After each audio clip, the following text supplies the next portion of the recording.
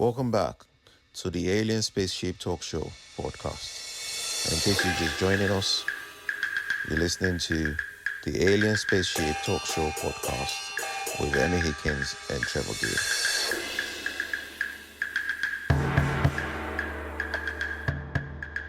Eventually coalesced and became the moon, which is why it's sort of like going around with us, going around the sun with us.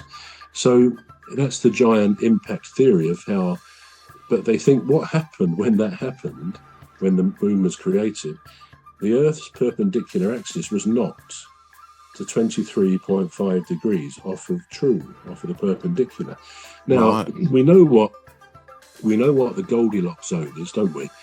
In the sense that the Earth is situated in a Goldilocks zone, which simply means, we think of the story of Goldilocks and the three bears.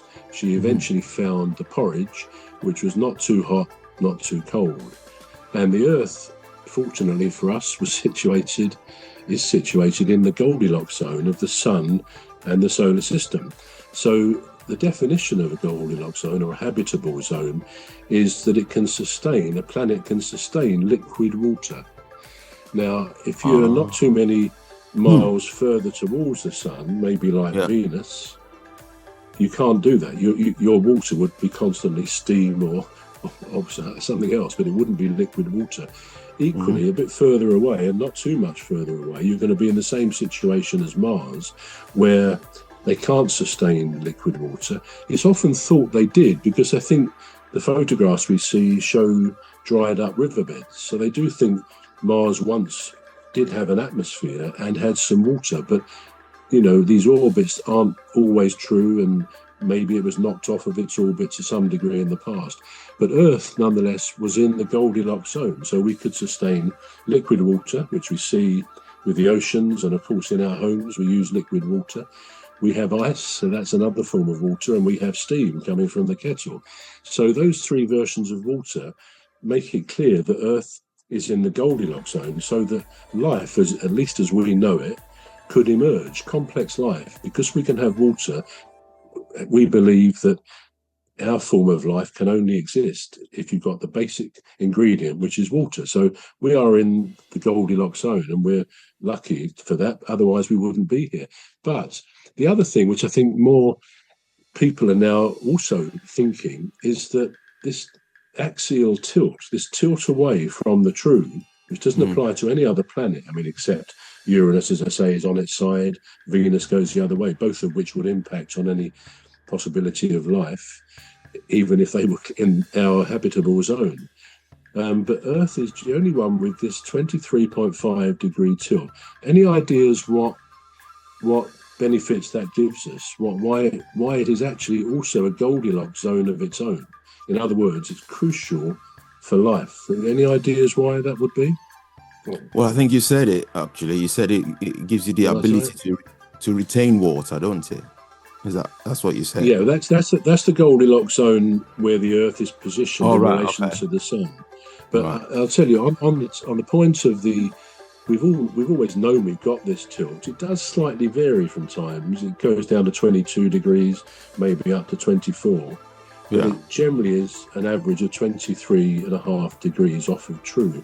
And what that does, it means that as we go around the sun, one of the hemispheres, say the northern hemisphere, which we're in, will, for some of the year, will be facing the sun. So we get the warmth, we get the ability to grow things and so on.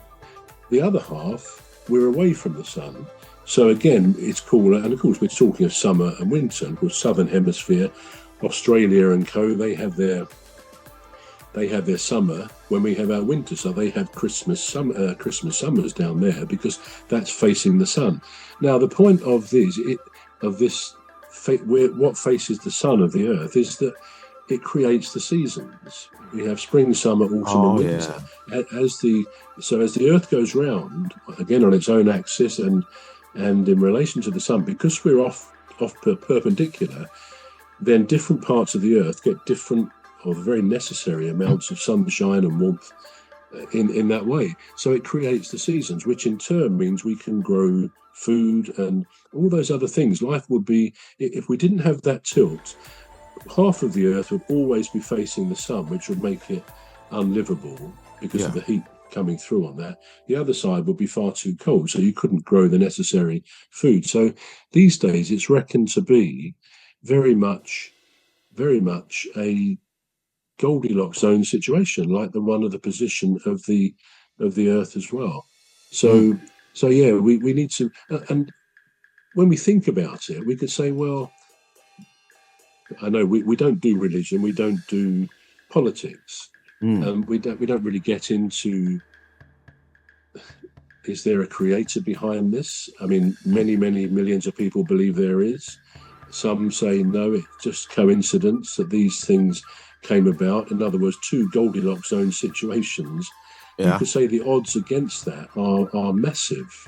That, it's all too. We're going to take a short break now. We're back shortly. You've been listening to the Alien Spaceship Talk Show with Trevor and Emmy Hikins. The Alien Spaceship Talk Show podcast is looking for sponsors.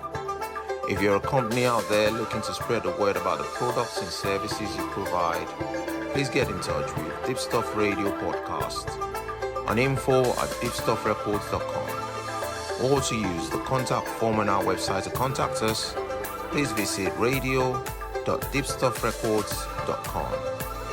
Also, if you're looking to get involved on the Alien Spaceship Talk Show podcast, reach out via our Deepstuff Radio Facebook page. Thank you.